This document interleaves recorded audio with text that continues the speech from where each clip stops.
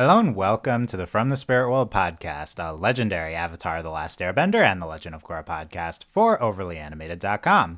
This is the From the Spirit World rewatch, the definitive Avatar fans rewatch from the biggest Avatar fans you know. We'll be reflecting on Avatar and Korra almost 20 years later after being huge fans of the shows while they originally aired. I am your host, Dylan, and today I'm joined by Mel. Hello. And Brit. Hello. Yes. Okay. Today we've reached the end of book one in our rewatch, as we are talking about the last three episodes of book one, The Waterbending Master, and Siege of the North's part 1 and 2. Getting into everything about these three episodes here. If you want to subscribe to hear all of our From the Spirit World rewatch podcasts, you can search for From the Spirit World or Overly Animated anywhere to subscribe to either feed or the FTSW dedicated rewatch feed to get all these podcasts. We had a lot of fun in book one. Make sure to check out those previous ones. And we are on video here, so you can go to youtube.com/overlyanimated to watch this on video as well, but it's just fine if you're listening. Brit is represented by Opal from Korra on the video, which Brit is your username was Opal. Was it pronounced actually Opal? You know, it was something I came up when I was 12 and I didn't know how to spell very good because I have dyslexia. I think it was And I spelled needed extra letters to Opal. be on the Opal. Nickelodeon. Yeah, who On was the it based on? Nickelodeon Because this forum. was, you had the avatar, you had the name before Opal from Korra existed, right? I think it was based off of another Nickelodeon's character from. Okay. Ooh, I don't even remember the show. But it doesn't matter. But I used to hang out on the forums when I was 12 that the Nickelodeon would have on their website. Yes. Like, you could play games Nick.com and you could talk on the forums. forums. And you could, like, talk about Katang. And then you could, like, go to, like, other forums people would talk about. So I went to those forums. Was it a character One of from which was Doug? John Bufang. Yeah, was That it might have been the character from Doug. I think it was. But I don't think I spelled it Opal correctly. Funny? Is this from Doug? Yeah, that's from Doug. Okay. Yeah. Yeah, it was Opal Funny, but I know how to spell, so There you go. to be 12. Yeah, Just to Britt, be 12. as your first time on here, what's your fandom Avatar story? You were on the Nick.coms first? I was on Nick.com first back in the day, and then I was on the website Katang Forever because Yes. big Katang fan. I Catting. forgot about Katang. Brit and Sam were from KatangForever.net. That was We your Is it were still from around? Katang, and then it is It's not. not around anymore. They're like people on that site made another site that they hang out on. I'm not on Okay. there anymore. And then you guys all used to talk on like a like a We had flash group chat at Dong chat. Bufang. Yeah, you had a flash shot of Don Bufang. So I was like, let me hang out in here. And we used to Nice. do like the group calls when we were like 15. Those were fun. We And had to wait till then 3 a.m., as we've discussed before, because Yeah. Dylan didn't tell his parents he had internet friends. And his parents went to bed crazy late. I think it was a combination, but yeah. I used to did we all stay up tell with did you all tell your parents you had internet friends that you were talking about Avatar online with? Is this a Yeah, they common knew. Yes. thing? Okay, interesting. Yeah. I never said I I had went to internet go visit. I've friends. like visited out. Like my parents have met Yeah, Alex. oh yeah. Well, yeah, you and Allie are a different situation. That's true. You have a whole thing. But Yeah, so yes, you eventually joined us, Britt, at along with Sam at Dong Bufang, and we're on the podcast at some point. Any early Avatar, like were you a particular fan of someone other than you were a big Katang shipper? I was a big Katang shipper. I really liked Toph and Tylee and Sokka, but I really just loved Katang. They were There's for me. They were like my introduction to like romance and like romance literature, which I still read as an adult. Like nice. Oh, romance, like romance fan fiction. Like if you could see my house, I have like 7 bookcases, and I even read like old, terrible, wonderful 80s paperbacks now. hell yeah. it all started Yeah. from Katang fanfiction / Katang an actual show. Yeah, that they would write on Nickelodeon.com. I assume you eventually went to fanfiction.net to read about Yes. Katang. And then AO3. And now the kids are at AO3, but that was I think AO3 did not exist during And that time. Wattpad. No, Wattpad's because really back popular. towards the end of Korra, I think or- AO3 finally started around. yeah, and you had to Korra, get invited or whatever. Yeah. That was a big I deal. was invited. Britt, here's the big question. One of the things we've been talking about with Katang. Do you still ship them? They hug in the end of the season? Did you still have feelings for Katang? Yes. Okay. It's a cute little golden retriever man. Yes. We love to hear that. Like, this is a deep cut. My boyfriend has a really impressive Zuko cosplay, and even then I'm like, I mean, it's nice. He's not doing anything. They're being bald. He's like, no, Zuko, I'm firebending. I'm like, I mean, I guess. I guess. Never were a Zuko fangirl though.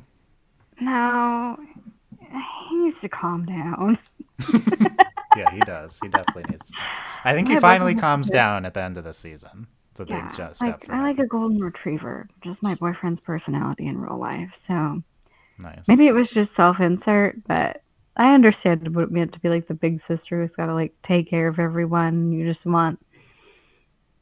Am I allowed to curse on this? Try to restrain yourself. A man, and I knew what it's like to have a man who can handle things, Okay. and eventually becomes kind of responsible. Zuko, not responsible. Is ran that away from Aang? his Is that papa. eventually adult Aang? He becomes well, for Yeah. better or for worse, he becomes the person in charge of an entire country. Yeah, That's I responsible. mean, He eventually, makes it a whole took him a city while. and the United Nations. Yeah, so maybe we'll learn more about this in the movie, probably. So anyway, let's get to we can keep coming back to random things. Let's get to these 3 episodes though. Yeah. That we watched here. We finally at the Northern Water Tribe, and we're doing all of them in one podcast. Mel, what was it like rewatching these 3 for you? What did you think? I feel like this happens every time I end up rewatching these episodes. I, in my brain, feel like we spend so much longer in the Northern Water Tribe than we do. Yeah. Like in my mind, we were there for like half the season, but it was like 3 episodes, and I think maybe it's just I don't even know why. Because it's just the 3 episodes, but yeah. I mean, that always surprises me when I watch it. And I'm also always surprised at like where exactly the cutoff is between the last 2 and how much is left in Siege of the North Part 2. But I still think it's great. I mean, like I still think those 2 episodes, taking them as like one big story, are like some of the best in the show. Like that was a very, very good season finale and continues to be. It held up for you? Mm-hmm. Nice. Britt, what was it like for you rewatching these ones? It's really sentimental and lovely. The Waterbending Master doesn't have like the sentimental value. Like I still like it, and it still frustrates me because like the statitudes still continue, and I still think it's like a very well done episode. But the Sieges in the North Part 1 and 2 are just like sentimental and like beautiful and like very like some like peak television, and they're kind of uncomparable to watch. And just like every time I watch them, it's like the first time again, and I'm 12 and I'm at my friend's house sitting on our like living room floor. Do you remember specifically watching the book 1 finale? Yes, specifically the book 1 finale. Wow. That's cool. Because we were playing The Sims 2, and we took a break from playing The Sims 2 to watch the book 1 finale, and then we went back to playing The Sims 2. Did these hold up to those memories of when you were 12? Yeah, especially like the music starts playing, and Aang's like, Koizilla, like... Koizilla, I forgot that's what we called it. R. Koizilla. Yeah, Koizilla always slaps, man. At least this Koizilla. Yeah, Netflix one was fine. It was nice seeing the real thing. It is funny. Brit was on for the last one on Netflix and is on for this one as well. So I guess you're the Yeah, Northern Water Tribe specialist here. I am. I am. It's a good one to be a specialist. Yeah, I know it is funny. It's only 3 episodes because it's so iconic stuff. This stuff from book one. I feel like if we were redoing book one for some reason, you'd try to make it at least 5 episodes or something. But I did really like these three rewatching. Kind of one of the biggest questions of this entire rewatch for me was like, would 120 Siege of the North Part 2 hold up to me thinking it's the best episode of the show, which we'll get into in a second. And I think it did for the most part hold up. It's pretty incredible. There's just so many iconic moments. Like it's hard to be unbiased just because, especially for like the big moments. It's like this was so big for us, you know. And there's like 10 of them, 10 of these huge moments in this last episode. I do think it was really good. I think it did hold up. I think I don't know if I'll think it's the best episode of the show this time around, but so far, so good. I think the Waterbending Master I really liked this time. I did like it as I liked all these episodes as a kid, but Waterbending Master really impressed me. I'll kind of get into why. I think thematically it really worked for me. I don't remember just kind of as an introduction to like the Northern Water Tribe sexism stuff, does it hold up? I didn't remember it being so grounded in this like repressive traditions theme, which I connecting to the betrothal for the arranged marriage stuff. So I didn't necessarily remember it had that framing, and I think that framing still really works for me. I think it's still very present in today's time. So was very impressed with Waterbending Master. Siege of the North Part 1, also very good. I mean, it's very connected. The big thing that is, that I was worried about was, would these episodes move too fast? Mostly because the Netflix one had more time to do stuff. And I was like, that's a good idea. And I do think at times they move too fast. I think especially the last episode, Siege of the North Part 2, any Avatar episode could really benefit from like 5 more minutes at least. But the parts that needed to be well paced, I thought were well paced. I think some stuff just jumps, like Zuko breaks into the Northern Water Tribe, he's immediately fighting Katara, stuff like that. But it takes some leaps, but nothing that's like super important, I think. So I was relieved to find that I wasn't too frustrated by the fast paced nature of the 22 minutes of Avatar, compared to like modern day streaming shows and stuff. So I was loving rewatching these. I mean, these are just such good episodes. The Katara stuff is so incredible. Zhao in the last episode, I think he's General Choi, or whatever they call him. Well, that was a great moment, and we're tracking the best Zhao episodes. I think the last episode is the best Zhao. I think he goes out with a bang. I think that's Zhao the Moon Slayer. Yes. He's like, he should have been played by Nicolas Cage. That would be good. Actually, that is the right energy for the character. Yeah. Very unhinged type of. He's definitely more kind of more restrained than Netflix went with him eventually. But I love that direction of campiness with him. But I love, I think the show's way of doing it is the right balance for this show. The stuff was amazing as remembered. So there's a ton to talk about here. But I was relieved it held up. Mel, what was anything that's like top topic on your mind from what happened in here?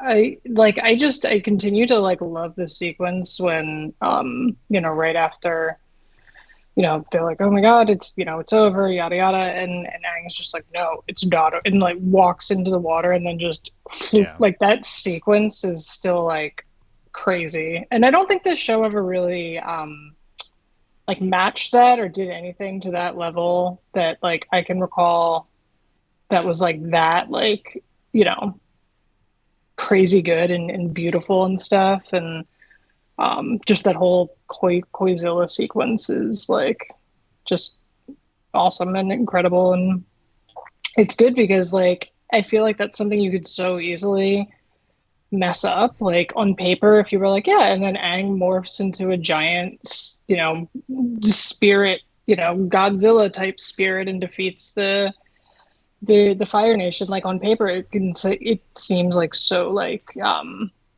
just like not not going to be executed well, and I think it continues to be like one of the standout sequences in the show that I think about a lot to this day. I also forgot how much of a creep Zuko comes across as in this episode. He just Wherein grabs Aang's lifeless body he and carries grabs him him. off. Well, he like shows up and he is Just like, some light kidnapping. what does he say? Like Katara says something. Well, his whole dialogue. We can go over this dialogue with Katara. I was loving it. I like that whole exchange. Like I don't remember it being that creepy before. He said, You "What does he found a say? What's mess. the first thing he says to her when she's I like, have it "Oh, over. I'm Rises perfectly." the moon, I rise Well, with the sun. yo. No, That's the she's iconic like, line. He's the first thing he says to Katara. Well, aren't you a big girl now? yeah. It's That's like what he says to her. Someone said that that's to me, I would punch them in the face. Like, yeah, it would that's be not how I Well, over. remember that that. I'd be Katara like, attempts yes, to do that. You know. what a Uh, belittling Wasn't little. an unhinged thing to say? Like it's almost out of character. I It's think it's crazy. well, honestly, that's like the biggest evidence for Zutara I think we've encountered so far. The fact that Zuko is so like flamboyant so bad in his dialogue with Katara is like he clearly has some sort of emotions here. Yeah, yeah, for whatever reason, she brings this out in him. His like Yeah, weird exactly. He Are you also guys says, stuff. doing since Hidden we're on it, Zutara? we're doing, yeah, Have this you is the guys? hidden Zutara. It's Hidden that Zutara is like dialogue from this a it's from romance one. novel. One Yeah, of the books on the Brit's next thing shelf. Zuko says is, "You little peasant, you found a master, haven't you? You And little then peasant." melts Mm, Yeah. his which he should be dead. He's in a frozen block of ice, and then he melts his Yeah, I guess Avatar World doesn't follow with um freezing people. Yeah, and then he says, obviously, iconically, "You rise with the moon, I rise with the sun." So that's a I great think that was line. a big thing for a lot of Zutarians back in the day was that line. Like it really encapsulated a lot for them. You know, the they opposites quoted a lot attract of things. nature. Well, and I lo- especially in a sequence of episodes so devoted to like the push and the pull and the yin and the yang and mm. of it Okay, all. here's your hidden Zutara. They're There you the go. Chui and La of There you go. wow. It's a good analysis. That's a good analysis. I love that line though. It's not. I don't let Zutarians claim that. That's all. It's a great line on its own. Um, yeah. Britt, what about you? Any particular thing that stood out most to you? Were you watching these? I liked the like very like poetic nature of this. It was very like interesting and yeah, it's like very poetic. It's like feels the most like art compared to like some other of the episodes, which just feel sometimes like feels a little cartoony and a little bit like they're making a TV show. You know, like the difference between like some of the episodes of Game of Thrones. If you've ever watched that, like sometimes they're making art and sometimes If you've they're. ever watched that, who are you? Who do you think you're speaking to? Don't get Mel started. Me and Mel, by the way, What's that What's the at Taylor one point in Swift? time tried to have a Game of Thrones podcast. We did try to have a Game of Thrones Oh, podcast. Um, Yeah, I remember making the artwork for it and everything, like with crows and stuff. yeah. Um, the Taylor Swift line everyone always quotes, the asylum where they raised me, yada yada. That one. oh, That's how I okay. feel about. Is that's? I didn't know that was from a Yeah, Taylor Swift you I would think song. it's never from Taylor survive Swift. the asylum where they raised me. But like, you know, Yeah, With that's wedding? yeah, that meme, the asylum where you're raised. That's us with Avatar, obviously. But this yeah. episode, maybe And the old internet yeah, back in the it's day too. a screenshot of Flash Chat. Mhm. Yeah, that's us. That's where we were raised. Yeah. Yeah, no, I agree. I mean, very cinematic episodes. I agree, Britt. Very poetic. Especially we have the Iroh singing the Four Seasons song in Waterbending Master, and then that gets integrated as Sokka and Yue's kind of theme. I think just like Mhm. as their I love their that song. That was really well done. That really struck me. I mean, when we get to the Northern Water Tribe, there's like an extended intro of just the beautiful shots of the ice landscape and the city and everything, and it's like takes at least 30 seconds. Like they very much slow down, I think, when they need to here. Mhm. That's really well done. And yeah, I mean the themes to me of like the traditional uh, customs is probably a better word. Repressive customs really it stood out to me as a big theme from Waterbending Master. We can get into that first if we want to. Yeah, I think that was something that when because he gets so pissed when he finds out Aang's teaching Katara waterbending is Yes. like you're like insulting our customs or whatever, and it actually got me thinking because it was like I didn't really think about that when I was a kid of like, oh yeah, it's that, this is somebody who's claiming tradition and claiming customs and claiming like it's our culture and yeah, exactly. Um, uh, Sorry, my cat is here. no, I love it. But like I do think it is very that part has aged in a relevant way because that is kind of sort of the argument these days with that sort of thing with everything is tradition and culture and it's against my particular to do this is insulting to my particular like way of being and system of beliefs about how I go through the world and I think it's very interesting that that was the route that they chose to go back in the day and obviously they don't go too deeply into it because they don't have time to but that exchange where Paku like gets mad that Katara's learning waterbending is very interesting to me.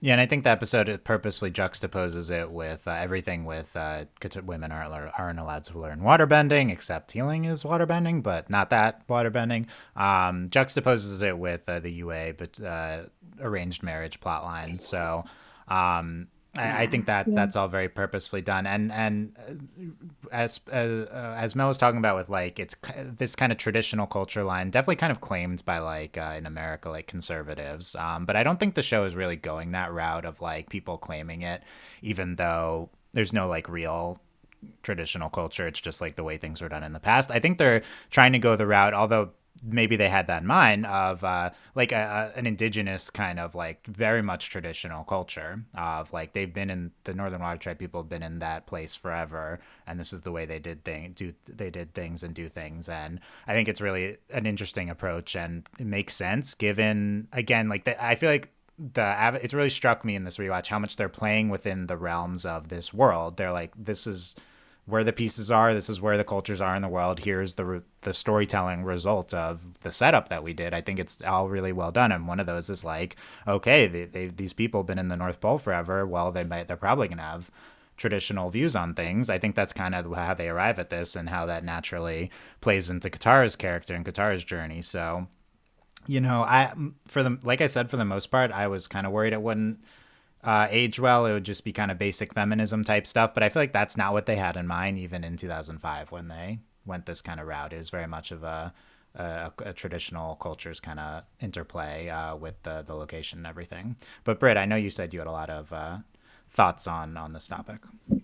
Yeah, because like, and ultimately they need UA to save them, and UA has like no power within her own culture. She can't even pick her own spouse, which is like basic subjugation of like yourself, your life, and your body. But then she like gives up her mortal life to save her own people, which is like more sacrifice. So like the woman is supposed to like have like an semblance of sacrifice that through sacrifice you get power, but I don't think they thought of it that way, especially not in 2005. I feel like that's pretty high level, maybe women's studies that maybe Mike and Brian didn't have, or whoever wrote, probably not, definitely not Aaron Ehaas, knowing what we know about him, had when he wrote about this episode. um, that was my thoughts is the culture of women, but like the idea that like women's life is sacrifice and like even women's life is pain. Women's life is keeping their cat away from the microphone. One woman's life, at least. That's Yeah. it's a really interesting point, Brit. So yeah, it's this notion that I didn't even think of it like that. So it's a really good point that UA, despite thinking this important person in their culture, like what power does she have? Isn't she just this like pretty figurehead? Like that's kind of all she functions as in these episodes. As they say That's in Game of Thrones, even the queen is just a woman. I think that's The Game it's of Thrones night. Um, but no, it is interesting, right? Especially when you think about it in terms of like, the main thing that like waterbending women can contribute in the society is like healing, and that's like such a classic woman thing to be like, like the one place sort of like women were allowed to like um enter into the world is in these like caregiving roles, or these like sort of like just taking care of roles, like nurses, like secretaries, like personal assistants, and that sort of thing. And like even today, like I imagine, if it's true for my company, but like how many people's like HR departments are mostly women and that sort of thing. And it's still a thing that very much exists. And it's like thinking about like, yeah, we see that in the Northern Water Tribe with the healing classes Everyone for thinks that I'm the nurse, and I am. My badge literally says not the nurse. not nurse. um but like then UA is asked to like like you said, sacrifice herself for her people in a sort of caregiving role, like her ultimate like sort of purpose in life. And she says this because she's like, when Sokka's like, don't do this, you can't do this, and she's like, I have to, it's what I'm supposed to do. It's kind of like my purpose or whatever, and it's to like provide care for her people and her society ultimately. And that's not to say it's not a noble, like, obviously it's a noble sacrifice what she does. Like, I think she's a great character, and I think her story is like so well done. But yeah, like it is very interesting that it's like the ultimate thing that this woman can do is give herself up for the betterment of the group. And like you don't really see men doing having being defined in that similar way in these batch of episodes, and I think in Avatar in general. But, Yeah, it's really in terms. So in terms of like what did they intend in 2005, I think is really interesting.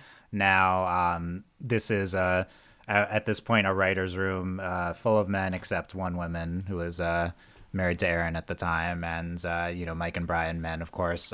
So it's like should be noted the Waterbending Master written by Mike. But Mike and Brian have always been very progressive people.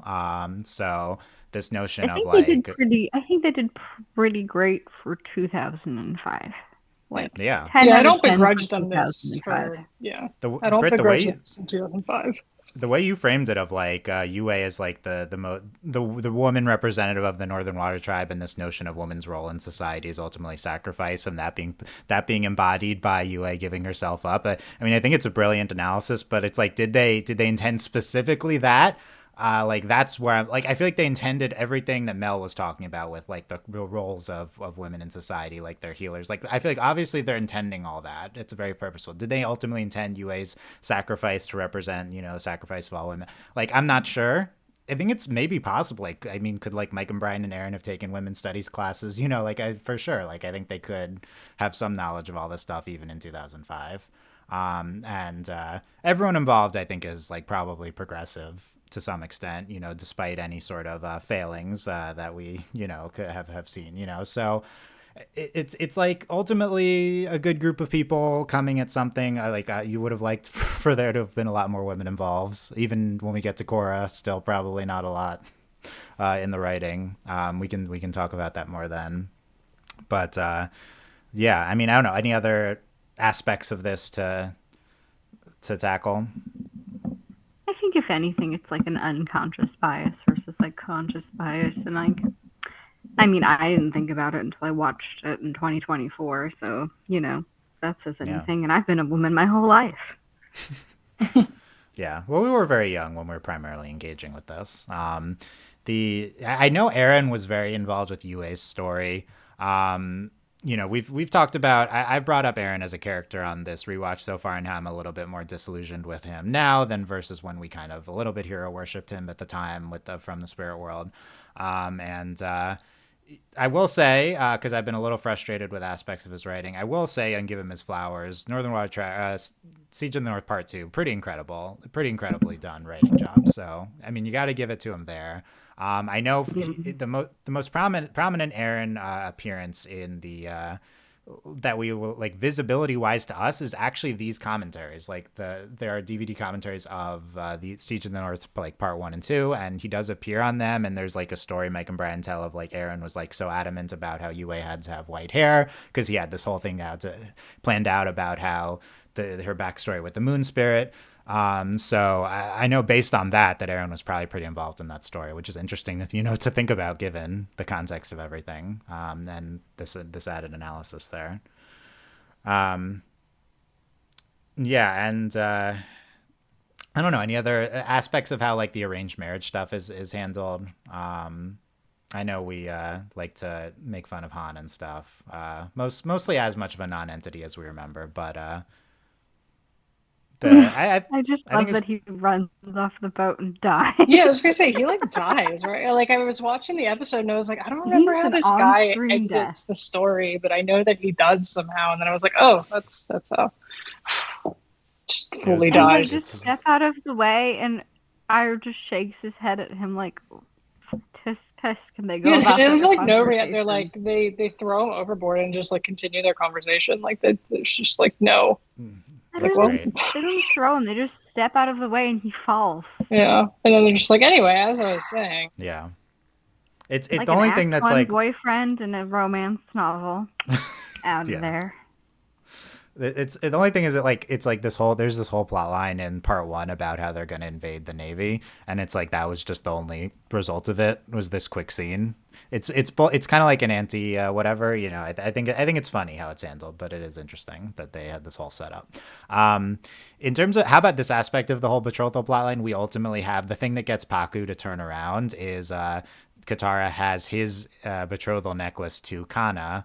And we have this whole plot line. I feel like this was maligned by some of you guys. I feel like this was made fun of. I don't remember though, this turn in the story. Him suddenly learning that women are people. That it was just, yeah, but also it's like, it's so convenient that. Well, it is very convenient. And it is like he suddenly changes his entire, like, I guess like the point they're trying to make is like, look at what your terrible traditions, like it robbed you of a happy life. Yeah. Mm-hmm. And he's able to contextualize that completely into every aspect of his life in the span of, I guess, 8 hours or something. It's fine. I mean, like in terms of like the show and the timeline, if I didn't like it before, I'm fine with it now. I can see the logic in it. But yeah, I think in the sort of, real world, if that happens, I imagine it takes somebody many iterations of applying this line of thinking to every aspect of the way that they interact with different things in their daily life before they sort of get it. But yeah, the logic, I mean, whatever works. It's certainly extremely convenient that suddenly he notices that it was his necklace and they're all connected. And it's very fast at the end. It's one of several moments that is very fast. That being said, I feel like it worked for me because of the thematic connection and everything. So like, I agree. I kind of bought it this time. It is one of a handful of moments I noted does, happen very quickly and stuff. But I don't mind the convenience of everything being tied together because it serves the ultimate themes of the episode and what the show's going for.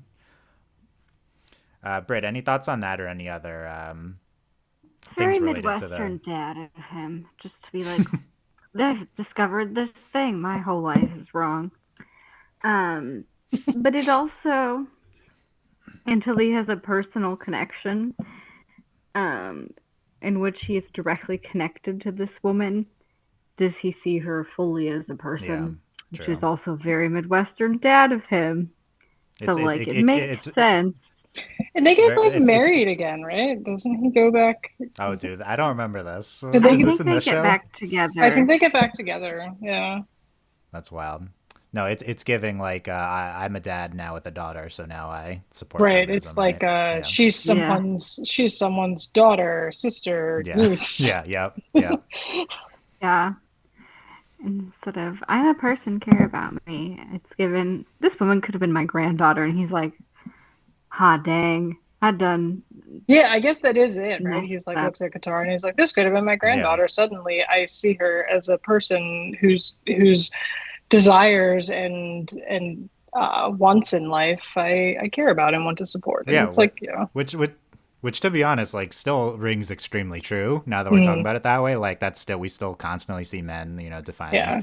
the relationship with women, through how it relates to them as we just went over. So I feel like that commentary by the show is still very relevant. Although I don't even know if that particular part is commentary. Like I think they weren't thinking of it that way. They were like, yeah, this makes sense. He understands the error of his ways and he's a better person for it. And it's like, yeah, but how he got there is a little like I don't think they when they wrote it, they saw it as like you know, just sort of like a regurgitation of like a common way of thinking Yeah. about these things. But Yeah, probably not. It is hard to say. It's not like when we were kids watching this we had like the full scope of, although we were like young feminist kids. I don't think we had the full societal scope of like what they were basing their commentary in these episodes on at the time, So I'm not really sure, and I yeah. don't know if we would have approached it that way in the podcast. We might have though, but for context, we were giving like our like high school version of feminist analysis on From the Spirit World at the time. Like we totally were. Yeah, of course. We were experts in everything. We were like the Twitter people who every time there's like some new, like when everyone became infectious disease experts and, all Well, that stuff. we're I wish like the such the a 16-year fun olds on Twitter time. now still, the making. Yeah. Any other thoughts though on any how feminism is handled here? We can always come back to stuff too. I give it a B plus, maybe a B minus. Look, I feel like anything is that relative to 2005 or even in by modern times, 2005, I'd give it an A minus. 2024, right? I give it a B minus. I think that's There pretty you go. good. Yeah. Pretty good for 2005. Yeah, for Yeah. 2005. I mean, this is also when we thought, God, who wrote Big Bang Theory? Those Oh, people. Isn't Chuck Lorre? Is that who we you're thought talking Did he about? Chuck do Lorre Big was a Bang Theory? feminist. Uh, he was involved with it. Yeah. So And we thought he what? was the feminist, and didn't he get Me Too'd? So, Oh, Are you okay. thinking, well, that's like, yeah, and like Joss Whedon and stuff, and like, people and Yeah. like we that thought who Joss like make Whedon was things a that are feminist. like ostensibly like so feminist, and it's like actually these Yeah. people in their life are trash. Yeah. Joss Whedon, a good analog. I mean, an And analog we for thought other people J.K. in his own Rowling boat, was a but. feminist, you know? And look, So, and like flawed people can still have like feminist commentary in their works, and it can still be valid, and they can still be, have other things that contradict it in their real life. I think that yeah. happens. Yeah. People contain multitudes. Yeah. Yep. Okay, so let's continue to other aspects. I wanted to come back to, and it relates to my topic of viewing this as a finale. But Mel said that sequence of Aang becoming Koizilla. I feel like for me, it's like once Zhao like shows up and karate chops down the koi fish, everything goes red. From that point on until like almost the end of the episode is just like I think it's peak. I think it might be the peak Avatar as a show. I mean, there's some competition. There's End of the Crossroads of Destiny. There's the Agni Kai in the series finale, right? Like there's some Yeah. incredible ones that we'll talk I do about. think though this definitely because even thinking about that, like Crossroads of Destiny, like the main thing from that is sort of like the end of it. And like I don't, the Agni Kai from the finale is fine. I don't love it as much as other people do, but this was like just like, and maybe it's because I was like I don't know, like 11 or 12 when I was watching it. I guess it would have been like 12 or 13, but like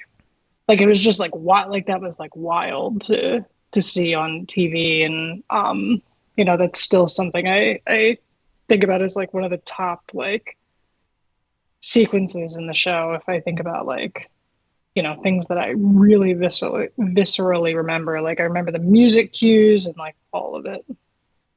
I think what we thought of it, and I still might think this. We haven't revisited books 2 and 3 yet. Is it's the best combination of like storytelling, like writing, like with the big visuals, like in the big like cinematic moment. Like like the Agni Kai, it's mostly just the fight. It's not a lot of like there's implied story going on it, but this is like a lot of stuff actually happening and some incredible lines. So there's I think it contrasts well to potentially the later finales because of it's a very kind of story driven ending to, if you want to call it that. At least that's how we felt at the time. I think we're a little bit, so to bring in some context, I think not everyone agreed for sure, but I think my opinion and potentially others was at From the Spirit was this is the best finale of the 3 Avatar finales. I don't think this was a common opinion, but that's what I thought. And we also thought that book 1 was like maybe not the worst season of Avatar, which I mean, there's 3, but that again, not a common opinion. I think to the Avatar fandom as a whole, probably so I think the casual Avatar fan now will say that the series finale about the book 3 finale is the best finale. I think that is the predominant opinion that I've seen. I think at the time, most people would say the book 2 finale was probably the best finale. A Crossroads of Destiny. I don't know if you guys remember it differently. I quite like the Crossroads of Destiny. That is his favorite.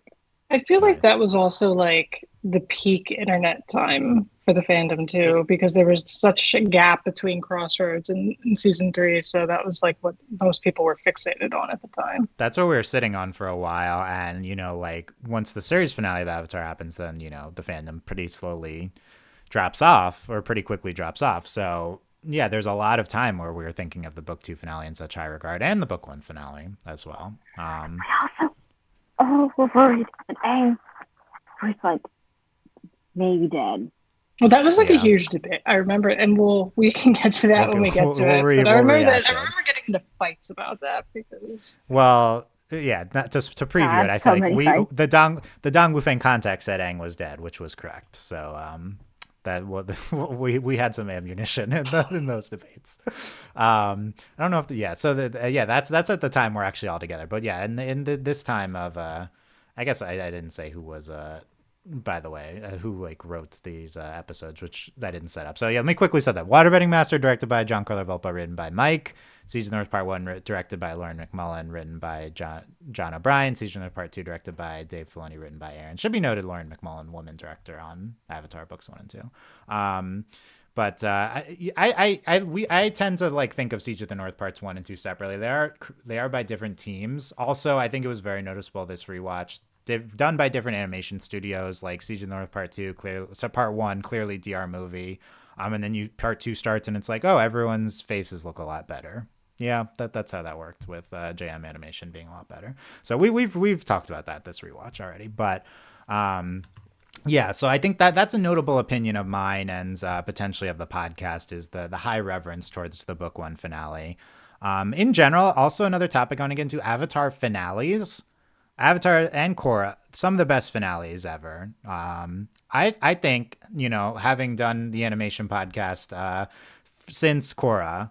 I see Avatar finales as being a huge influence on a lot of other animated shows. I think a lot of probably shows in general, just like the epic battle nature of Avatar finales. I feel like it's something that people try to replicate. I'm not sure to what extent it was as much of a thing in this type of show prior to Avatar. I'm sure it was a thing to some extent, but then, of course, Avatar is a very popular show, so it gets some credit for popularizing it but just this like really going for it type of epic finale, and to honestly, Avatar finale is still the GOAT, I feel like, of the epic finales. I think if this, we haven't gotten the books 2 and 3 yet, but I think this really holds up as this really climb. I mean, obviously, like you're gonna do a season finale, it's gonna try to culminate everything in a big way, but I feel like, I don't know, Mel, do you agree? It's like, I feel like Avatar has like really, really going for it type of way, especially compared to some of the quieter episodes of the show.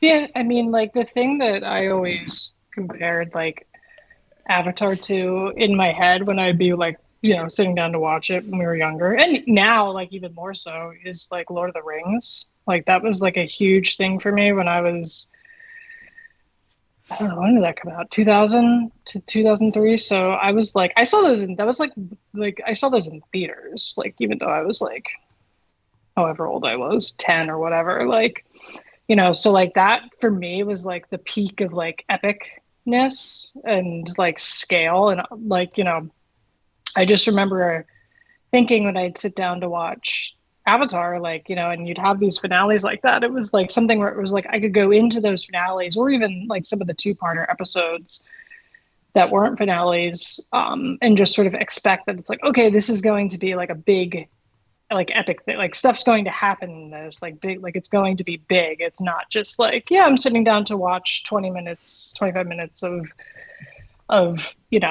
a TV show that's going to like sort of like do the minimum. Like, I was willing to engage with it in that way. And like, again, like I was young and, there are things like, that other people grew up on that I'm sure that they would say a lot of the same things about, in terms of like, like old animation and TV shows that they felt that way about. But for me, it was like the first time like I had something like like that epic and that like sort of like accessible to me in that way from a like huge storytelling perspective. Speaking of Game of Thrones, comparing finale style, Game of Thrones very much has like the second to last episode is the big episode, and then they kind of have the come down episode after that. Denouement or whatever it's Yeah, called. right. So Avatar really goes for it in the last episode, and the part one is the build up. I think that's pretty consistent across all of its finales. We'll see about Korra. Yeah, I was just earlier this year watching Has Been Hotel. Very, very different type of show from Avatar, but I got to the finale. I'm like, the show's so different. Wow, this is totally an Avatar style finale. Like suddenly, this is like the Found family facing off against in an epic battle against an evil army. I was like, wow, I didn't know the show was going to be so Avatar, and I was loving it. So I feel like the influence continues of this type to its day. Now, again, not saying Avatar originates this basic kind of thing, but I do think Avatar continues to be such a prominent influence based on the types of things it did, and the storytelling choices it makes. But yeah, I'm interested to compare this one to the upcoming finales. There's also like the backdrop of just a war going on here that is really not shown too much in parts 1 and 2. But we have some like, here's the tanks, here's the waterbend, here's Paku in a giant tornado, right? Like that's pretty cool, facing off against these tanks and stuff. Yeah, it's very much like a war battle of within this kid show, and it is interesting to see how they handle it. And I think for the most part they focus on the characters and everything. But we also have our battles with our characters. We talked about Katara versus Zuko, at least the part 1, and then the part 2 won't be much of a rematch, right? And just instantly like knocks him unconscious. I think Katara versus Zuko ones were great. They held up. We had Katara versus Paku in the Waterbending Master. I still really love that fight. I think we covered it somewhat on the Netflix one to compare it to what they did, but that's such a great fight. Any Brit, any highlights from any of these scenes from rewatching? Well, speaking of the waterbender fight, like it's like such a like a like, you know what I say, like a dog fight when she fights like Paku, she like gives it everything. And Katara, like one of my favorite things on these rewatches, like she fights kind of dirty, and like I really like that. Like she's not dainty.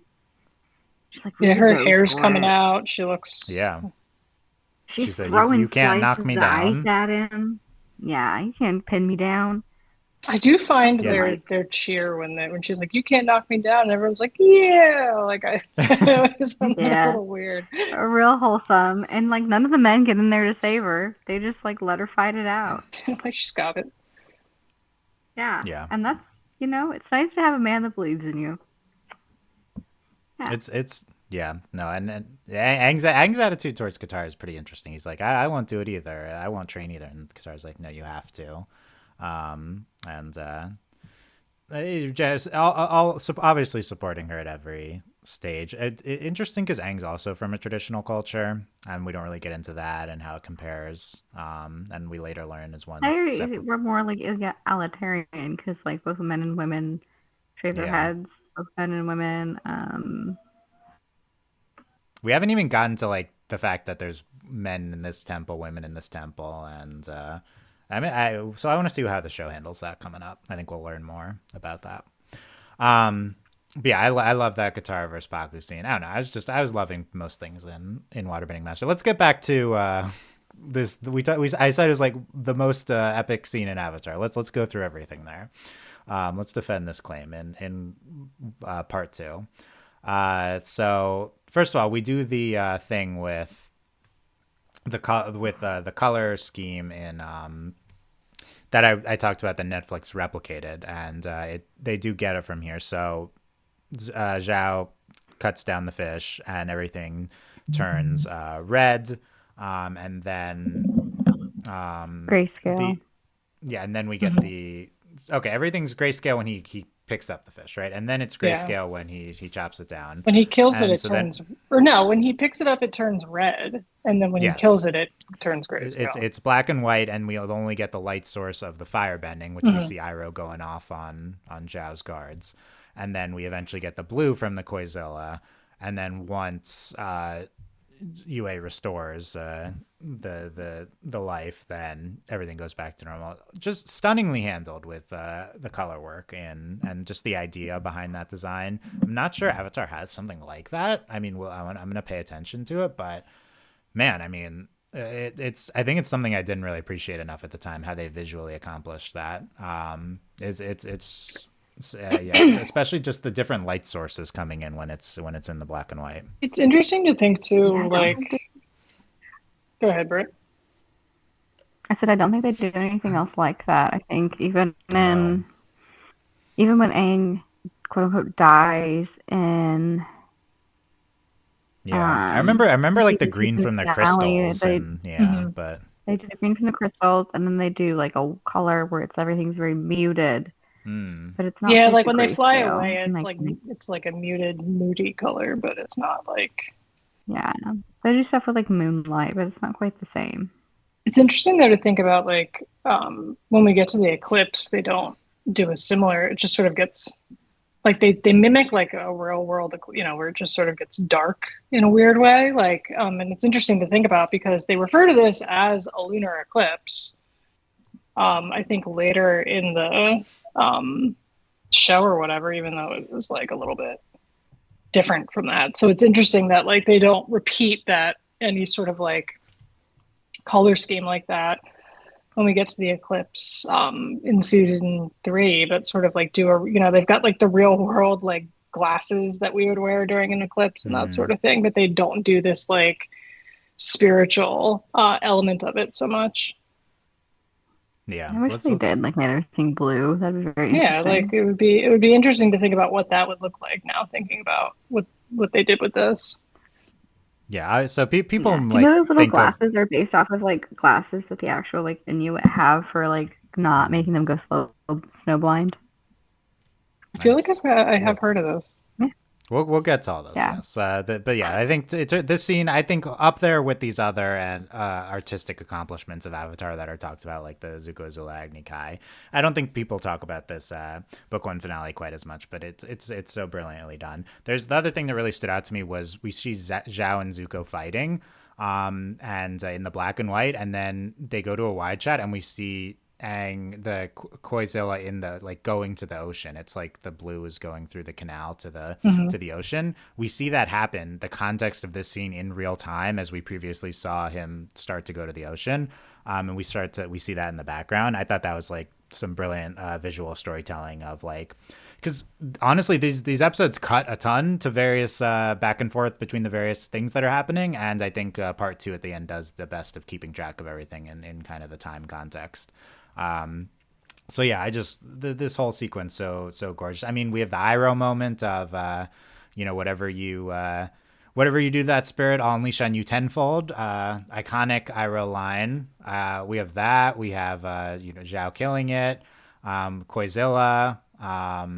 And then, and the waterbenders are bowing to it, and then he takes out the firebenders. Pretty interesting. Again, very fast as they like instantly know to bow to the spirit. We have Zuko goes after Zhao, who's like, "You're alive." We haven't even gotten to the assassination attempt. Let's come back to that. You're the blue spirit, and then Yue with we get to her backstory, and then she gives up her life, and then in the ghost form kisses Sokka. All this happening, right? Koizilla is like wrecking some ships in the ocean, and then the Koizilla takes Zhao, and Zuko take my hand, and Zhao's like, no, like his pride won't let him be saved by Zuko. I love that. I love that as an ending for Zhao. I feel like they really nail this character at the ends with his pride and his So I was loving all this. All that's within like 5 minutes of each other. Mm-hmm. Like I feel like really really up there, if not the best kind of sequence of all of Avatar. Any of those we want to get into more? I think it was pretty ballsy of Xiao to assassinate the crown prince. Okay, let's get into this, yes. Because I think the Fire Lord is a pretty prideful man, and if he had ever found out about that... Well, that's kind of what Arrow says, right? He's like... Zhout. Ozai's like, he's like, yeah, like Ozai's gonna be kind of pissed off when he finds out he did it, and it's not necessarily from this, standpoint of like Ozai cares all that much. It's more like you get the idea that he like would take that as a personal offense to himself that somebody does that. But it's true. Pride is a good word for what Zhao is at the end too. Not oft remembered that there's an assassination attempt in the Waterbending Master. Like we'll get to the murder suicide spoilers in Korra, but this is a pretty dark thing early on, and a huge cinematic explosion. I was thinking Michael Bay when I noted that. Michael Bay explosion. Yeah, totally. To try going for that type of thing. Man, these assassination attempts never land, do they? Right? That's yeah. You gotta be crafty, and Zhao's not the craftiest. But the pirates, I don't know if they're the best choice. Asking a girl if she wants to do an activity together. Yes, that's a good line from... Oh yeah, I have some stuff about that when we're done talking about the assassination attempt, but yeah, so he finds out he's the blue spirit, and it feels like Zhao's wanted to do this for a while, and it's just like he just needed that one thing to push him over the edge. But it is interesting to me that he goes that route instead of like just arresting him, since he's like tried to do that before. Yeah, it's a more fun way for the show, but it's true. No, I like the connection to the blue spirit. We get the flashbacks, and then that's the thing he needed, and then he hires the pirates. We get them back. Tasty gold. I do like the return of the pirates. I thought that was a nice callback. He sees the birds, and and he throws up the fire shield. I feel like that was a big thing. Like you can see the frame where he puts up his fire shield, and you know that he won't. He's not killed then, even though he comes back pretty soon in the episode. Not too soon, but pretty soon after that. Can you imagine if that would have been how Zuko died? Like, it'd be a bold move. It's like a Korra type bold move. I feel like we'll get into this with Korra, but how much of Korra is them reacting to Avatar? Like, okay, we didn't kill Zuko here. What if we do kill these other characters in Korra? It's interesting to think about it that way. Just great scene. Okay, let's talk more about Sokka Yue. There are some great lines, like the do an activity at a time. Yeah. Do you guys want to do an activity together? She clearly can tell this guy is asking her out on a date, and she says yes in front of a whole bunch of people publicly, knowing she's engaged. And then when she shows up, she's like, "Oh, I actually can't do that." Like, I don't know. What did you think was going to happen? It's just so funny to me because it's like I hadn't watched it in a while, and It's just funny how quickly that turn comes around. Like everything's chill because we see it from Sokka's perspective. Everything's chill until she's like, "Actually, I'm engaged," and runs off. And it's like, then why did you like pick the time and play? Like, it's just interesting to me. Yeah.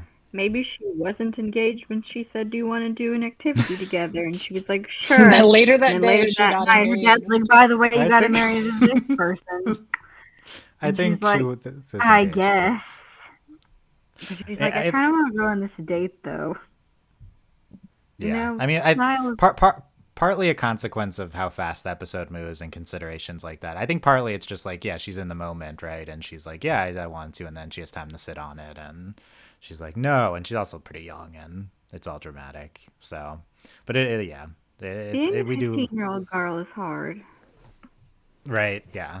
However old UA.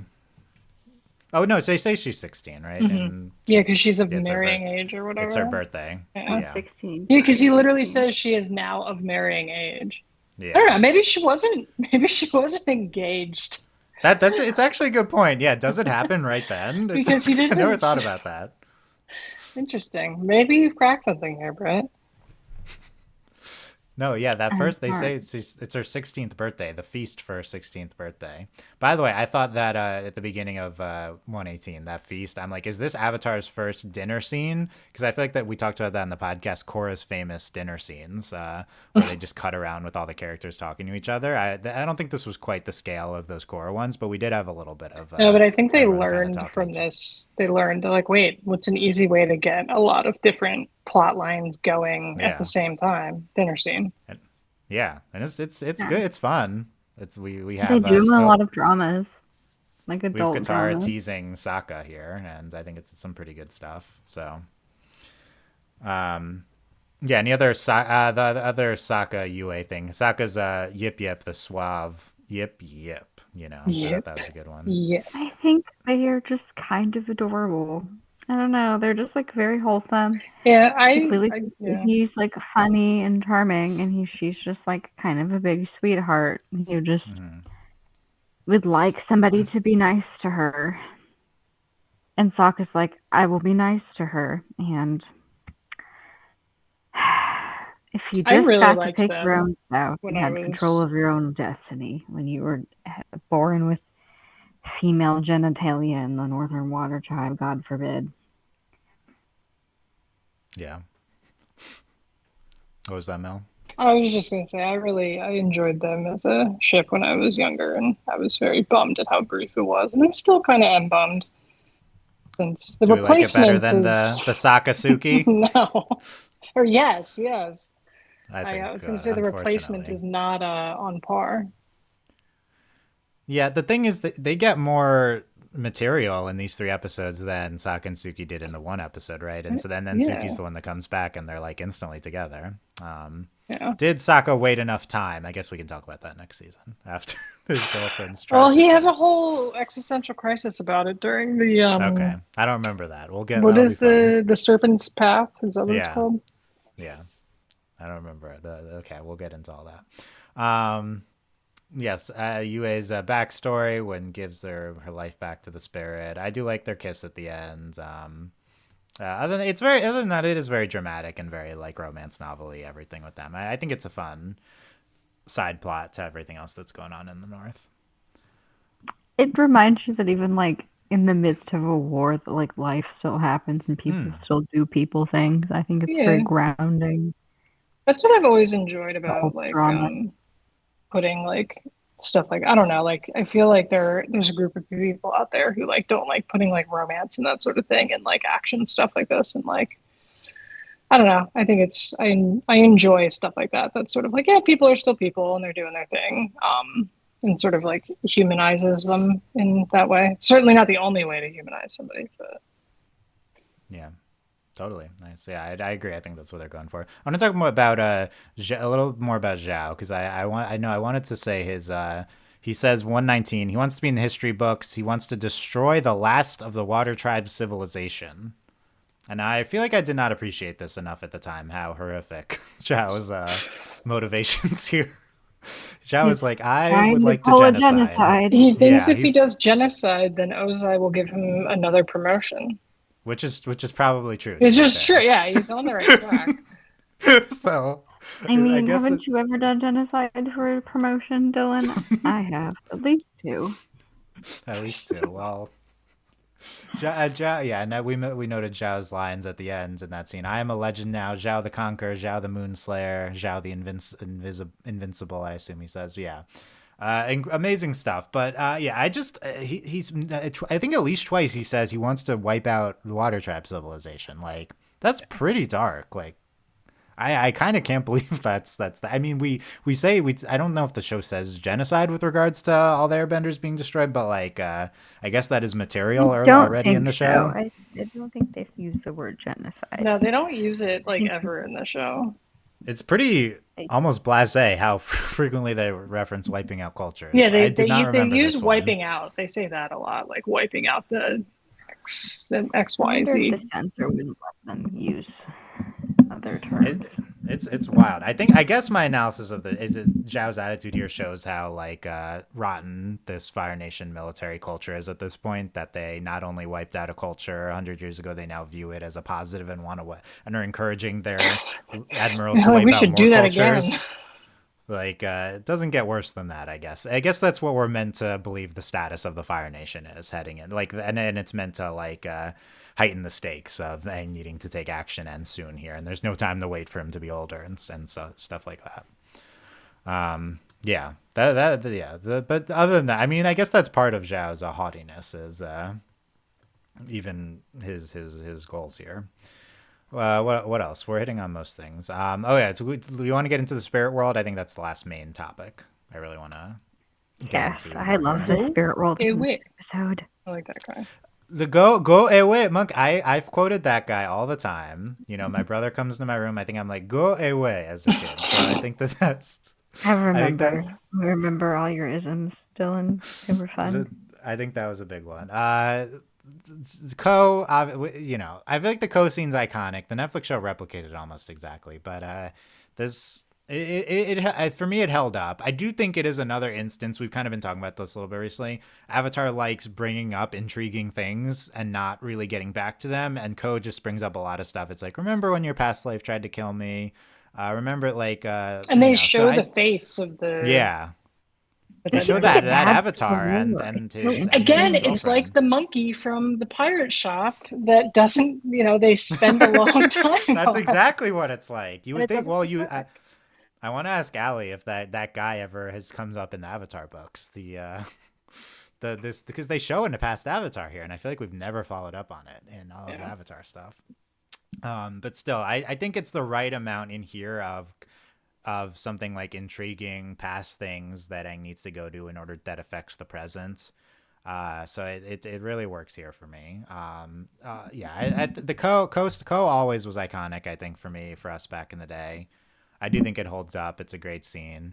The spirit world in general is interesting to talk about in terms of how it's presented in this episode, because we talked about how in the solstice, the spirit world is just in the physical world. It's just like this like blue form. Aang is blue, and which he does. He comes back and he has to find his body. So I guess that's just his spirit form. But there's this whole like physical location that Aang goes to here that's separate, which is interesting. I guess he talks to Roku in a different place in solstice, and then he talks to Roku here. I don't know, Mel. We've been talking about like how the spirit world changes throughout Avatar and Korra. Any takeaways from I don't know how it's presented here? I mean, I feel like here versus like in Korra, it starts to get more whimsical, whereas here it comes across very sort of like it's kind of a serious place. Like it's a little bit sort of suspenseful or gloomy and that sort of thing. Like I feel like I remember this sort of like initial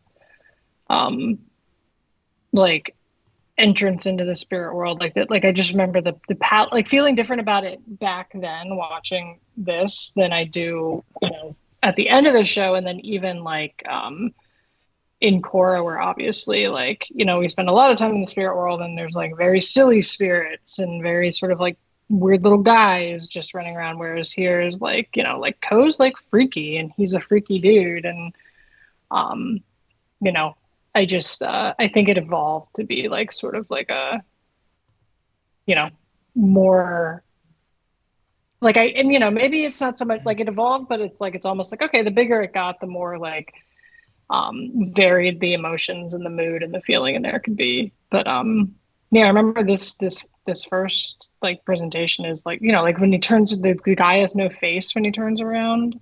That happens in this, right? Like that was freaky. Yeah. So I think in this they were going for like a sort of very creepy, serious place, and sort of evolves away from that. Yeah. Brit, any favorite Spirit World parts here? I feel like the talks, I don't know, really Ko is very iconic. But also, like, it's like a challenge, and just. I do like that he shoots across the sky like a comet or like a star. Yeah, I forgot about that. He originally goes back to the Oasis. He literally goes back to the Oasis, then has to like find his way back, and you have to stress that he's gonna find his way back to his body, and then he does, and he's with Zuko, which not a good babysitter. But yeah, really Ko in the faces and like having to do something that is Aang is very energetic and emotional and vibrant, and he has to show no emotion at all. Mm-hmm. He does not have the best poker face nor lying face. Yeah, I always was very stressed out about that because I knew like there was no way I would be able to do that. Like when I was a kid watching especially it. as a child, you're like, oh my god, this is terrifying. Like it's like reading those like books they used to read as like the scary stories to tell in the dark is what this reminds me of.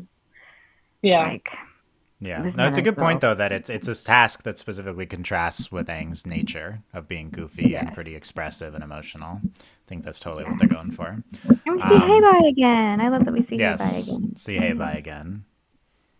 Yeah, I forgot about that. That's nice.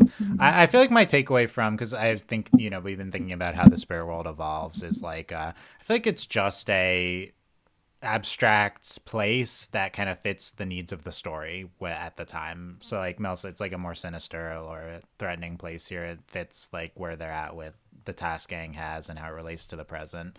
So I don't know. I think like this version was more concrete than the more ephemeral one we saw, but it's still very abstract, and I'm not sure that it's ever not going to be kind of abstract. I'll interested to track it, especially when we get to Korra. But I feel like it's more like the physical embodiment it's just a representation to us as the viewer, and it's kind of just its own thing. Maybe is what they're going for. Yeah, I don't know. That's kind of the takeaway I had so far, is just the abstract nature of it. So I want to see how it evolves further as we go. But I didn't think of this as too out of place from the earlier version that we saw. Seems similar in enough. Similar. Like it seems more based in like an Eastern religion perspective, and like has takes away from like Eastern art. And yeah, I think there's probably some Spirited Away influence with the presentation of a spirit world, obviously, and you find your way back to the body. I feel like there's some of that from there. So I think that's a big influence. There's a giant wolf I forgot about too. It's in the spirit world. I'm like, well, we don't follow up on there being like this giant wolf. Like, I mean, there's other cool things too, but I think we'll see what we get back to. I don't know if we're in the spirit world again in a major way, but obviously I'm forgetting things. The other Miyazaki comparison I want to make sure to bring up is Koizilla, which we can talk about more. The name Koizilla, it came from the crew. That's what they said. They referred to the ocean spirit embodying Aang turns into its name Koizilla. I believe it comes from the DVD commentaries for these episodes or just interviews with Mike and Brian. And to my knowledge, the fandom found out pretty quickly that it was named Koizilla, and we just started calling it that too. So yeah, I think the nature is from like Mike and Brian. Obviously some Godzilla references, but also like the end of Princess Mononoke. There's a giant spirit embodiment of the spirit of the forest, or what I forget exactly what it was called. And we'll see the other part of it in the book 2 finale. I think that's also very influenced by the end of Mononoke. But yeah, just you piss off the spirit and then it turns into a giant thing going crazy. I think that's definitely they're influenced by Mononoke and Miyazaki there. So I think we talked about Koizilla otherwise, and oh, how about we want to talk about the Azula seeds that we plant here, Mm. because we see Azula at the end with our stinger, but it's pre credits, and it's he has a task for Azula. Iroh's a traitor, Zuko's a failure. But I forgot about Zuko's speech to Aang about his sister, and she was she said, my father says she was born lucky. I was lucky to be born. I think they start to seed the threads of Azula here really well. And I did really like that speech from Zuko. It's also a juxtaposition that Azula is the favorite child and she's a woman. So feminism. So feminism. Whereas Ozai is ahead of his time. Sure, he wants to genocide, lady. But in neglecting one of his children. Yeah, he hates Zuko and, banished him. He's a terrible father. He might be sexist. We don't know if he was a very good husband. Killed a bunch of people. I'm gonna guess he probably wasn't. Child abuse. Yeah. But, feminist. Yeah, we don't know if he would have gone through with it, making Azula his successor. I feel like he wasn't really fighting it all that much. I mean, who is he going to pick as his successor? Really, a real House of the Dragon situation here. I feel like Zuko's Daemon in this House of the Dragon analogy. Nice. But I like it. It's really they're pretty bold of them starting to bring in season 2 stuff with Azula here. So much into the finale. So all that really well done. How about the end of 120? We get the very, very fast epilogue. Yeah, Paku says he's going to the south to heal their sister tribe, and you have Master Katara here. So we get Katara, Master Waterbender. We saw earlier that in part 1, she's already demolishing Paku's other pupils, advancing faster than he's ever seen. I guess we don't know how long was in between that, but move very quickly into Katara being a Master Waterbender here as we kind of end this Katara, but we'll continue with her teaching Aang here, and relates to us tracking the characters throughout season 1 before Toph is introduced. That's been a topic, how the characterization has been. I think Katara, great stuff in these last 3 episodes. I think it really cements an amazing season for her. One of the questions I'm going to ask is, who's for season book 1 wrap up? Who's the MVP of the season? Which character? Who is the best character this season? I feel like Katara, one of the choices here. Definitely Katara. Yeah. She's amazing. Yeah, I feel like in the early season, the early season being the first season, she's sort of the thread through it all, this sort of the backbone of it.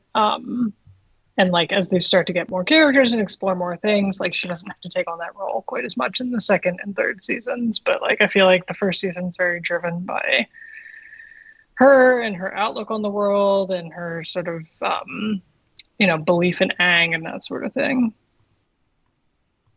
I mean, we're not doing any of this if she's not mad that Sokka insulted her. So if Sokka hadn't been a sexist little toad, none of this would have happened. You're not wrong. Yeah. She gets the most to do in season 1. We talked about how her characterization is a little all over the place, but on the other hand, it's very varied, and she has a lot of aspects to her portrayed, and I think she's pretty far and away the MVP for me. Sokka and Aang also are great characters this season. I do think that compared to seasons 2 and 3, you're not really going to consider Zuko. I don't know. Tell me if you guys disagree. Zuko or Iroh, I feel like not in the MVP discussion for book 1, but that'll change starting next season. No, they do more. They have more to do. Zuko is a little one-dimensional with character. He gets characterization. We learn to understand him, but he doesn't grow or change because he's Mm. not quite ready to grow or change. It does strike you this season how one-dimensional Zuko is. I mean, we see his backstory and how it influences him. We see him talk about his sister in this episode. So there are like different facets to him, but in terms of like emotional depth, not like a Yeah. ton No, here. his emotion is emo. His Yes, emotion is teenage boy. angst is yeah what it displays here. His emotion is um I ask him if he feels any better or if his chest hurts, and he just stares at me, and I go, "Okay, thanks. I'll come back and see you in 4 hours." How about did book one hold up? So I said this before. We sometimes I think our rankings, at least some of us, might have been book two, book one, then book three. Now we'll get to why book three was on the bottom when we get to book three. That's a little tease. But did book one hold up on this rewatch to being potentially the second best season of Avatar, and being was it as good, Mel, as we remember? Um, I mean, it's yeah. I mean, like, I think um, some of the highs of it are better than I like even remembered. I think the lows of it were about where I remembered them being. So I think I would say yeah, it like holds up pretty well, if not like better in my mind in terms of like and it's funny because we were talking about stuff that's to come and thinking about this now and this finale now and all this stuff and thinking about like where we are in book three and like it's not catastrophically so, but like how different it's going, like those episodes are going to feel compared to this. And yeah, I do think book one definitely ranks higher than I would have thought, um having not seen it in a while, through like that. So I think that was pretty cool to have that. Yeah, I think it held up. I've been talking about some aspects of book one that I really underappreciated, such as the build up of the world building and the character's backstory. That continues here, I think, with a lot of the waterbending backstory, and every waterbender is more powerful at night, firebenders during the day. But we get more Zuko built, But just everything with and the presentation of the North, I think, really enhances it too. Just a very pretty well defined location for end characters, at least in terms of the ones we met. I was thinking like, what if we spent like an embossing say amount of time at the Northern Water Tribe? What if we met like actual people, citizens from the Northern Water Tribe? We'd a few more characters other than just like Yue, Paku, our Nuke, who's like not even a character. So I would love to see an expanded version. But yeah, just these just what book one accomplishes to set up the show and the world. I think it's so impressive. I don't think I appreciate it enough. I think the season does hold up for me. There's so many good episodes. These three kind of all top tier episodes for me. If you want to talk about the rankings, I've got 8 here in amazing. This is a pretty good ranking. Imprisoned, Jet Deserter, very good. Then all but Omashu and Great Divide is good as well. So it's pretty high hit rate for a season that is talked about as like Avatar is a slow start. I don't necessarily see it that way rewatching it here. Just a few slower episodes. I do think we got into a good groove at the end of book one here, and these last 3 episodes amazing. Britt, how about at the very least the Northern Water Tribe stuff? Did it hold up for you?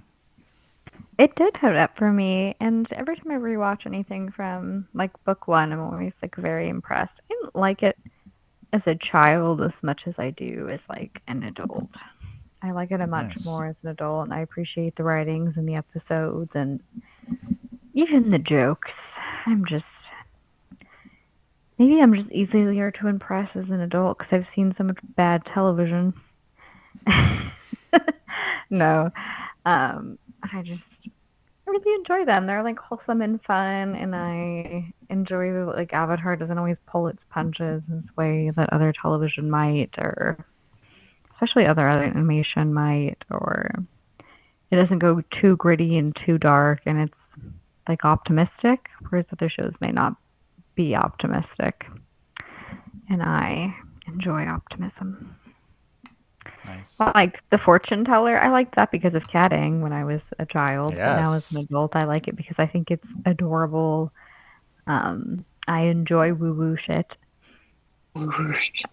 as an adult.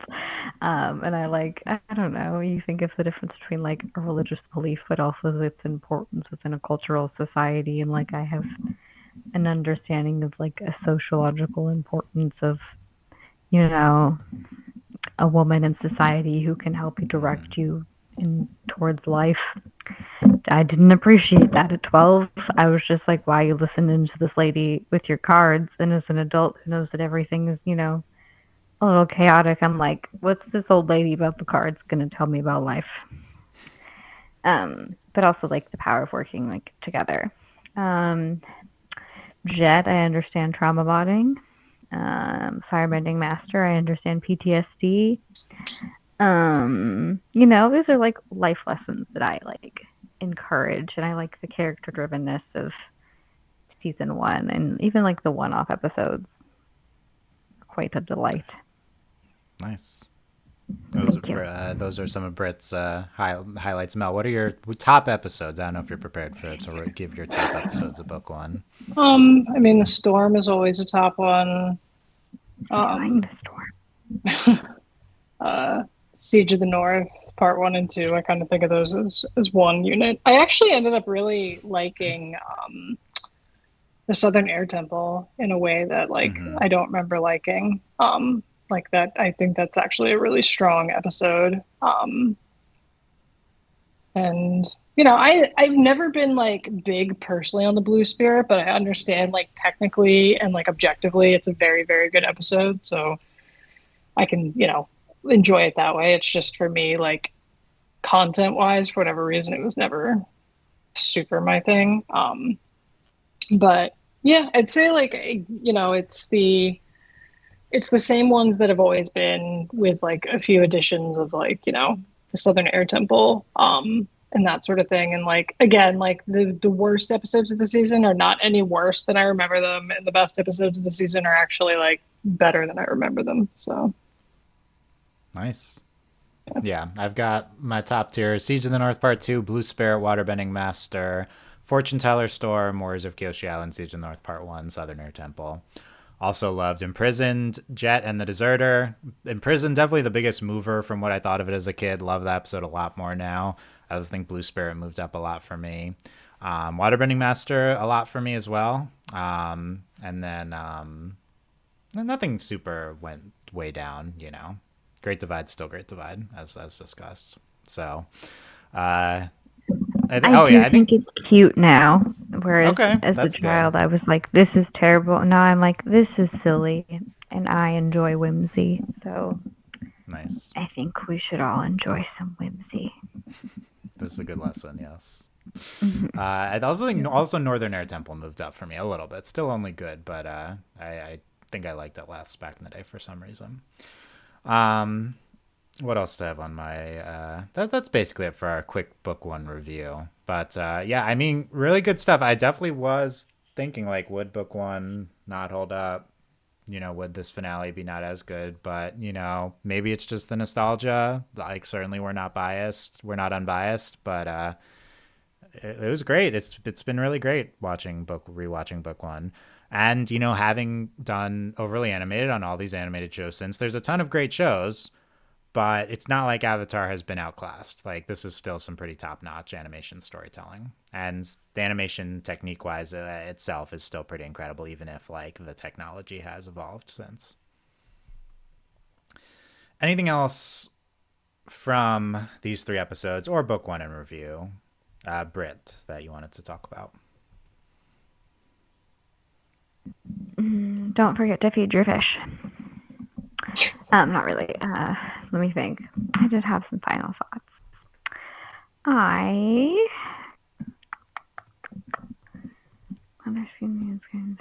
No, I think that was it. I think I covered all of my thoughts. Yeah, Siege of North Part 1 and 2 are still my favorite episodes. So when my boyfriend asks me what I would like to watch, I always say those ones, and he's like, can we watch a different one? And I'm like, but I want to watch those. And then we watch a different one because I'm nice. But yeah, this is when I knew that this was like a show, you know? Like me and my 12-year-old best friend from down the street and her little sister were all watching this at like 2 p.m. in the afternoon because we couldn't stay up late, and we stayed up playing The Sims, and then we watched it in silence in her living room. And then we went back and played The Sims, and that's like a core memory for me. And then I think I talked about this on the Nick.com forums, and I was like, did you see that they hugged at the end? And, here I am. So, yeah, those are my final thoughts. Thanks. Very, very, very nice. I do think, the Katang hug at the end. I do read it as, I don't know about romantically focused, but like I think it's very intentional. It's like Aang guitar hug, and then also everyone else comes in after. I think that's the seeds of them ending the show on the shot of them kissing, right? Like I think you see the seeds of it even with that hug, kind of just focusing on Aang and Katara. So I always loved that scene, and I think that holds up too. Mel, any other book one finale thoughts or anything else from book one? No, just a little more cohesive, I guess, than I remember too. Even with like, to me, I think you mentioned like, this is sort of like the season that people talk about as like the filler episode season and that sort of thing. It ended up being less true than I remember it. But yeah, and it was cool to sort of go back to the beginning again and, see it from the like really intentionally go in with the perspective of, what is it like rewatching this now and, try and recapture what it felt like and when it was new and like sort of understanding these characters and that sort of thing. Yeah, I don't remember watching book one or the finale originally. I mean, I think we weren't together yet at the time, but we were still. I think probably I saw reactions on TV.com. I don't know if I had my own. There's like a small Avatar forum as an admin on. I think it might have been at this time or a little bit later, but that's nice. I like that Brit has a core memory of that. Brit, I wanted to turn it over to you if you have any other fandom memories or fandom topics, since you're not frequently on here, that you want to get a little bit into here. Let's see. If we go on my AO3 account, I still have. Let's go through the fics that Brit faved back in the day. I mean, we could go through the fanfiction.net. I still probably have some there. Oh, and I still have them. Oh, wait. Let me log in. It logged me out in the last 5 seconds. You can just cut this part, Dylan. No, we're keeping it. I'm logging into my. I mean, you can if you want. Account. Let's see. Oh, we can look at my works. Let's see, because I do have Avatar fanfiction, I think, still on here.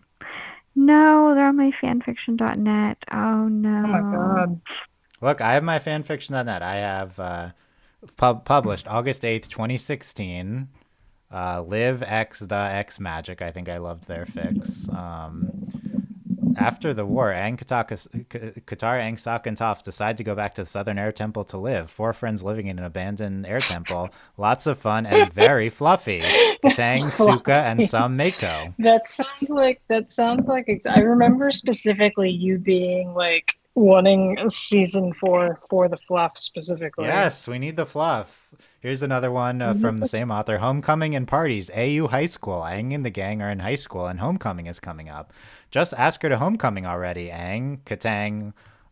There you go. It's published November 29, 2006. Good stuff.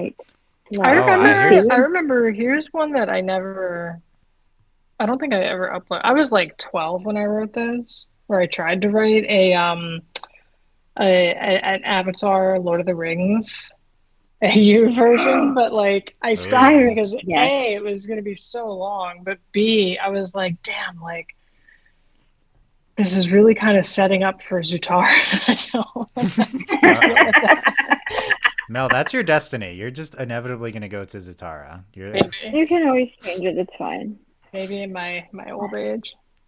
Here's one. I think this was a popular author, Lyra Locke, Parlor Tricks, AU Katang. It's 1927 and the city is at war. The Dragon Gang is taking over every speakeasy. She was ahead of the curve on that and one. it's up to the Riversiders and Aces to stop them. Just one problem. Okay, there you go. Did they hire her for Korra? That was book one of Korra. You know, she was actually a pediatric heart patient and she died. Her sister was really? That rings a bell actually. Lyra Locke passed away on May 15, 2010. Wow. Yeah. Well, she predicted book season 1 of Korra, so. Wow. Yeah, she was great. She will be remembered. R.I.P. Parlor Trick. R.I.P. Still look. I still have these favorited. I want to go back and read these. I think who was the one? There were so many, like Under the Great. Oh, I want to go back and look at them now. There were so many fans. I don't even think I could remember my login for FF.net. I still have mine. Google Chrome remembers. I wrote one Avatar fic. We'll get to it later, but we'll tell the story of that. Here's Destiny's Call by Leslie129. Slightly AU sequel to Avatar in training. Okay, yeah.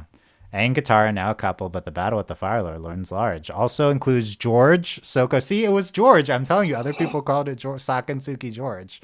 And slight Toru. Why did they call it George? We talked. It's one of the great mysteries of our time. This is boring, and George is a boring name. That's the answer.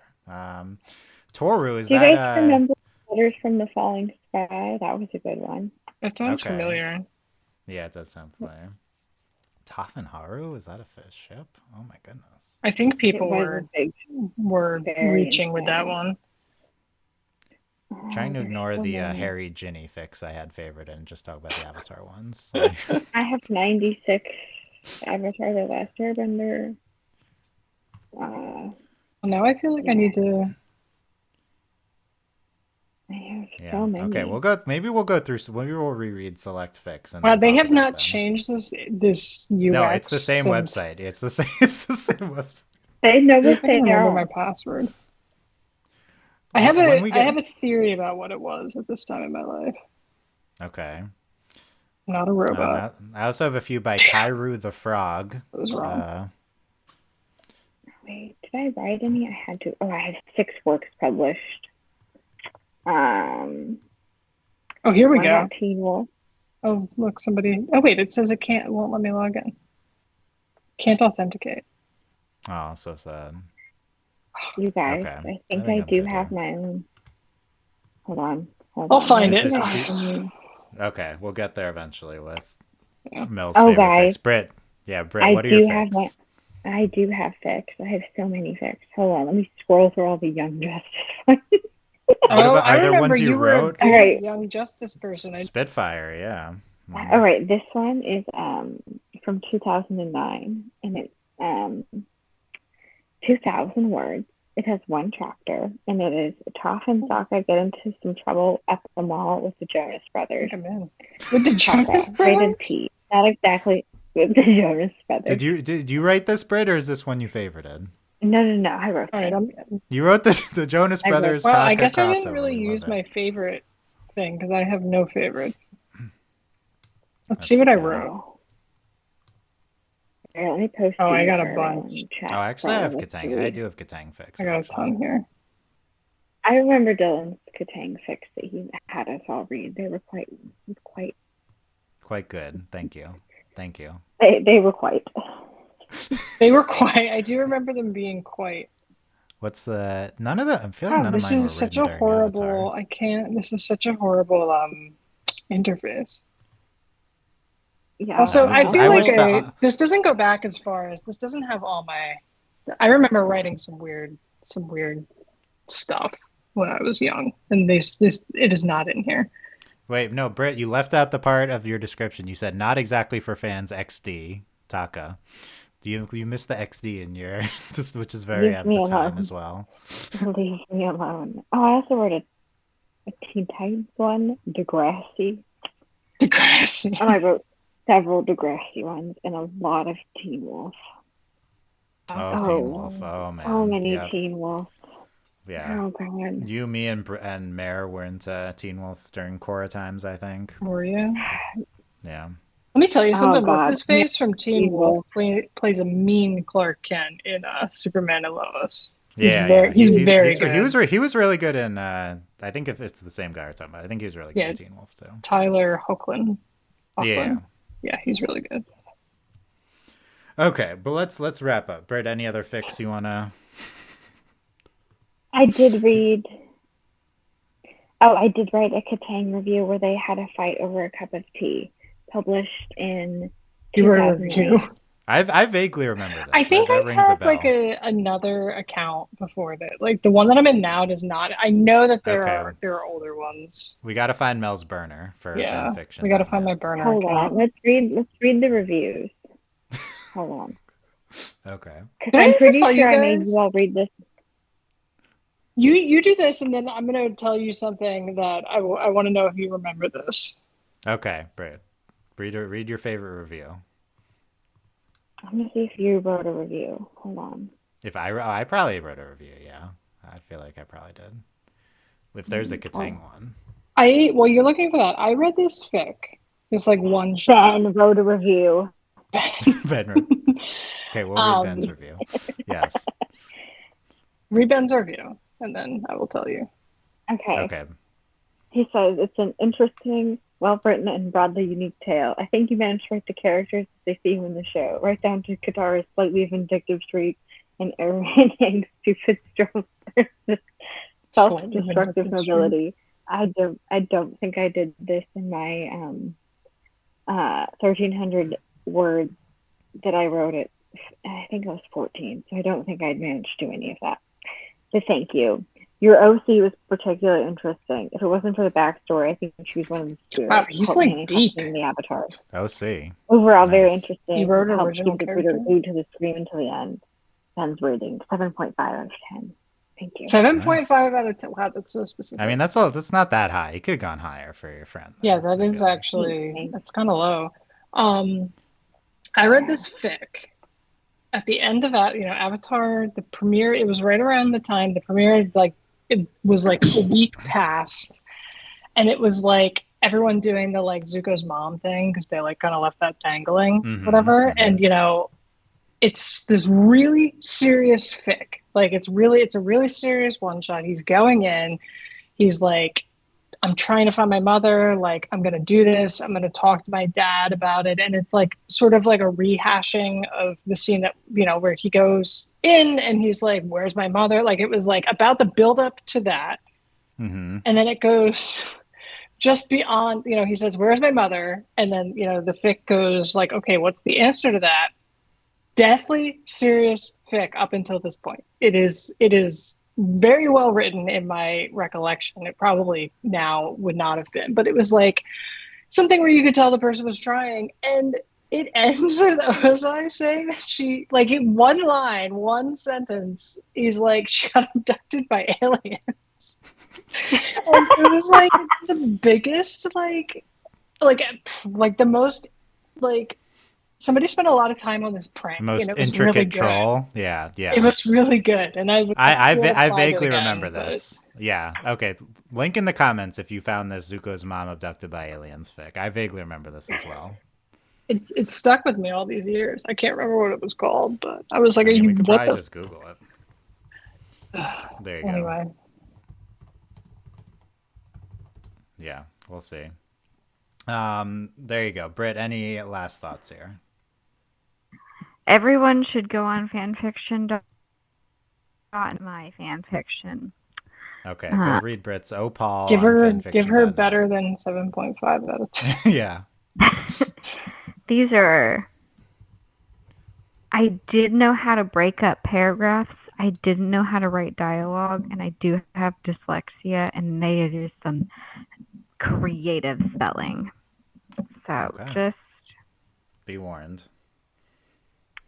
This is something. I'm gonna make Mel and Dylan read it, and they'll each write a review. Okay. Post in our chat. Yeah. Yeah. Good. Yeah. Great job, Britt. Thank you. Glad you were on. Mel, how about you? Any last thoughts? I don't think so. There you go. If Book you wrote one. that fic, you find me. Yeah, find Mel. Find Mel. If you remember, also if you remember any other prominent fics, maybe we'll talk about those on upcoming podcasts. So that's it for book one rewatch. If you want to get in touch, send us your questions and comments. Podcast at overlyanimated.com. I feel like I didn't give the full spoiler warning in the beginning. Oh well. Podcast at overlyanimated.com. You can subscribe to support us on Patreon at patreon.com/overlyanimated. Thanks to our current patrons, especially our patron of the podcast, Caroline, and thanks as always to our patron executive producers, Steve, Michael, and Phonician. If you guys are listening to this in the future, you can, and we're still doing this, you can always get in touch and leave your fandom memories and thoughts and everything. We'll read feedback coming up. I want to shout out Kai and Stu C, who were left feedback on these, and new patrons. Thank you very much. If you become a patron, you can listen to these early as well. Shout out those guys. And book two, hopefully, rewatch coming soon, but expects a gap at the very least there. So that's it for a little bit. You should have some time to get your book two questions, thoughts on, but we'll eventually hear what we had to say about Toph and everything. So we're already talking about Crossroads of Destiny, already talking about, I forget, Serpent's Pass. Oh yeah, big Suki comeback. We'll have a lot to say about that. So stay subscribed as we get into book two rewatch. Thank you guys very much for listening. Oh yeah, what are we ending on? Zhao the Moon Super cool. Okay, everyone say what you want. I like Zhao the Moon. Shoot the Zhao the Moon Slayer. Zhao the Moon Slayer? Okay. Thank you for listening, guys. We'll see you next time. Zhao the Moon Slayer. Zhao the Moon. R.I.P. to a real one.